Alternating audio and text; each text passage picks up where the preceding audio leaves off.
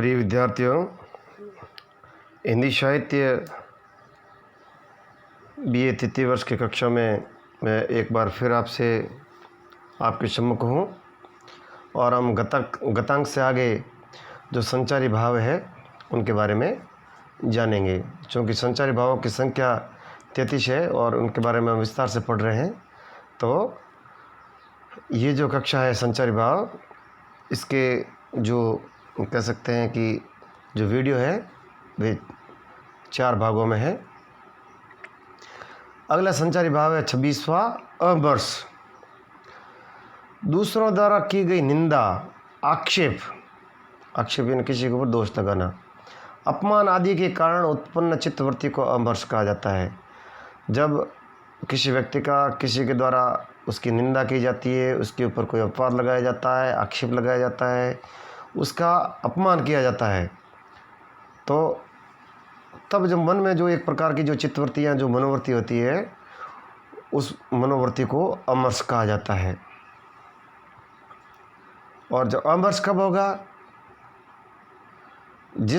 जिसने इस प्रकार का कृत्य किया, यानी जो निंदा की, आक्षेप किया, अपमान किया, अवमानना की है, और जो विरोधी है उसका अपकार न कर पाने की असमर्थता, यानी वो ऐसा कर भी रहा है और हम चाह कर भी असमर्थता के कारण या कमजोरी के कारण या अन्य कारणों से उसका विरोध नहीं कर पा रहे हैं और उसका किसी प्रकार से उसका बुरा नहीं कर पा रहे हैं।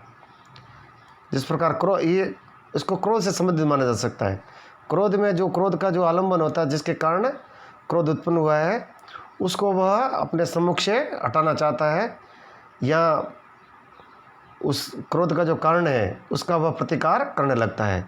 परंतु अमर्ष में अपनी असमर्थता के कारण वह ऐसा नहीं कर पाता है और इसी असमर्थता के कारण मन की इसी घुटन का, ये मन की जो घुटन है उसे हम एक प्रकार से कह सकते हैं कि अमर्ष है, अमर्ष कहते हैं। अपमान, मानहानि, निंदा आदि की भावों की असहिष्णुता इनकी उद्दीप्ति होती है। यानी ये जो कारण है, अपमान, मानहानि, निंदा, ये सब इसको बढ़ाते हैं और जिसके कारण आंखें लाल हो जाती है, भौहें चढ़ जाती है, डांटना, फटकारना, कठोर वचन कहना, तर्जन देना, सिर हिलाना इत्यादि इसके अनुभव है। यानी चाह कर भी वो जब विरोधी का कुछ बिगाड़ नहीं पाता है तो जो मनोवृत्ति है उसको अमर्ष कहा जाएगा। फिर है अगला 27वां है उग्रता।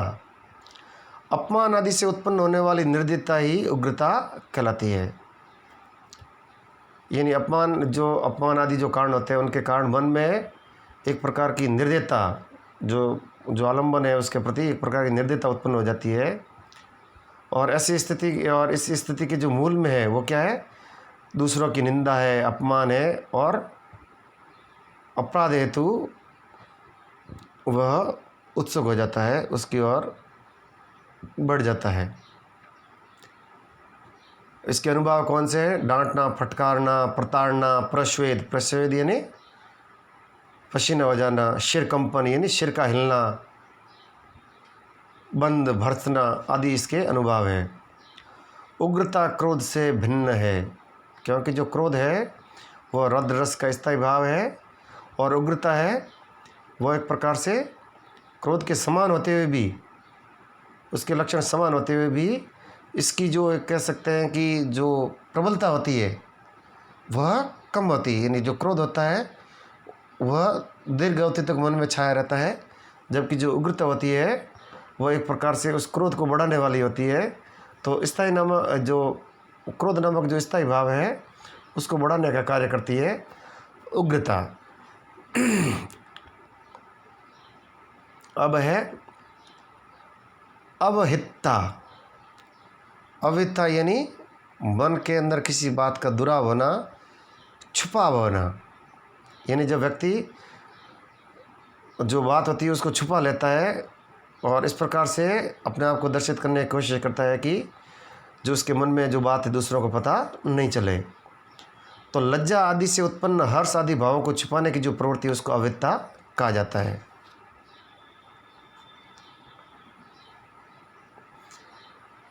भय, गौरव, लज्जा, शंका, उत्सुकता आदि के कारण इसकी उत्पत्ति होती है।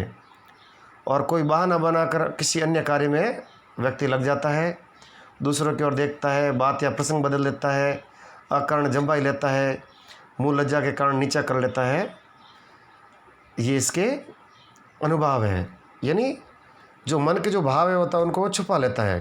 जिस प्रकार जो शिव और जो पार्वती का जब सगाई का जब प्रकरण आता है, विवाह का प्रसंग आता है, उसमें जब पार्वती के लिए जो ब्राह्मण होता है वो जब संबंध लेके आता है, तब ब्राह्मण जब उसके पिता पार्वती के पिता से जब बात कर रहे होते हैं, तब उनकी बातों को पार्वती भी सुन रही होती है और वो मन में बड़ी प्रसन्नचित्त होती है।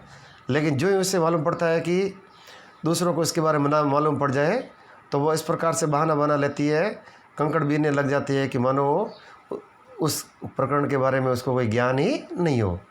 तो अविद्या का अर्थ होता है मन के अंदर किसी बात को छुपा लेना, ताकि दूसरों को उसके बारे में पता न लगे।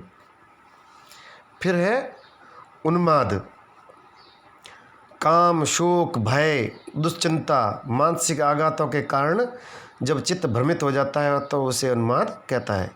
यानी किसी मानसिक रोग के कारण, जब अधिक भय के कारण हो सकता है, शोक के कारण हो सकता है, या काम की उत्तेजना के कारण हो सकता है, या इस प्रकार से व्यक्ति को कोई मानसिक आघात लग जाए, तो जब चित्त की इस प्रकार चित्त भ्रमित हो जाता है उसको कहा जाता है उन्माद। और जब व्यक्ति जब इस प्रकार की उन्माद की अवस्था में होता है तो उसके जो लक्षण क्या है, उसके अनुभव क्या है, वो उसको देख लो। अकारण हंसना, यानी व्यक्ति बिना कारण से ही हंसना शुरू कर देता है, रोना प्रारंभ करता रहता है, अचानक गाने लग जाता है, बोलने लग जाता है और घंटों घंटों अपने आप में खोया रहता है, विचार शून्य हो जाता है। तो ये सारे इसके क्या है, इस प्रकार की जो चेष्टाएं, ये इसके उन्माद नामक जो संचारी भाव है उसके अनुभव है। व्याधि, अगला है व्याधि। रोग और वियोग की आदि से उत्पन्न मन के संताप को व्याधि कहते हैं। व्याधि यानी बीमारी, और यानी शरीर के अंदर जो वात पित्त कफ होता है, जो आयुर्वेद में कहा जाता है कि जब इनमें एक प्रकार का जब असंतुलन उत्पन्न हो जाता है, तब शरीर में इस असंतुलन के कारण कई रोग उत्पन्न हो जाते हैं, उसको कहा जाता है व्याधि।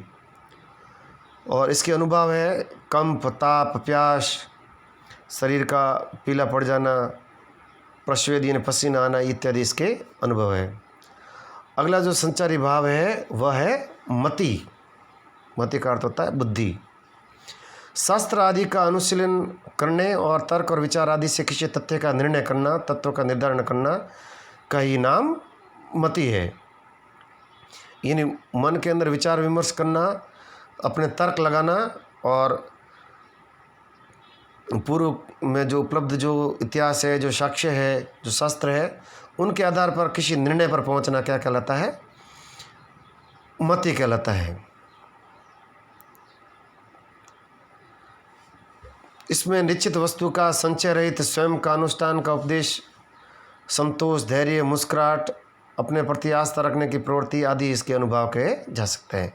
तो मति का अर्थ हो गया उचित निर्णय लेने की जो क्षमता है, उसको कहा जाता है मति। फिर है वितर्क। वितर्क यानी जब मति में व्यक्ति होता है वह तर्कशील होता है, और वितर्क में का अर्थ हो गया कि जब संदेह हो जाता है उत्पन्न, तब जो विचार उत्पन्न होते हैं मन के अंदर, उस मनस्थिति को वितर्क कहा जाता है। इसमें कार्य और अकार्य का निश्चय नहीं हो पाता है, यानी कौन सा कार्य किया जाए, कौन सा नहीं किया जाए, उसके बारे में व्यक्ति निर्णय नहीं कर पाता है। इसमें सिर में कंपन होना, आँखों को मूंदना आदि इसके अनुभव है। अब जो अंतिम जो संचारी भाव है वह है मरण। वियोग, आघात अथवा शोक के कारण प्राण त्याग करना मरण कहलाता है। लेकिन मरण की जो स्थिति है वो नाटक इत्यादि के अंदर त्याज्य मानी जाती है। यानी मरण का अर्थ है मरणासन स्थिति।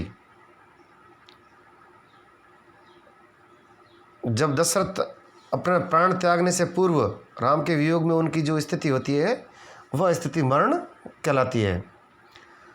और श्रृंगार रस में साक्षात मरण की व्यंजना अमांगलिक मानी जाती है, यानी जो श्रृंगार है उसके अंदर इस प्रकार की जो मरण है वो उसको दिखाना अमांगलिक माना जाता है। अतः उसका वर्णन प्राय मरण की प्रथम अवस्था, योग की वियोग श्रृंगार में शरीर त्याग की चेष्टा के आदि के रूप में किया जाता है। यानी शरीर त्याग की चेष्टा के रूप में उसका वर्णन किया जाता है, न कि उसके मृत्यु के रूप में। भूमि पर गिरना, निश्चेष्ट हो जाना आदि इसके अनुभव माने जाते हैं। तो इस प्रकार से हमने विस्तार से जो संचारी भाव है उनका अध्ययन किया है। यदि जो स्क्रीन पर जो दिखाया गया है वह यदि स्पष्ट नहीं दिखाई दे तो भी कोई बात नहीं, हमारे पास जो अन्य जो पाठ्य पुस्तकें हैं या जो पाठ्य सामग्री है उसके अंदर ये उपलब्ध है और यहाँ पर इसको आप गहराई से समझ लीजिए। धन्यवाद।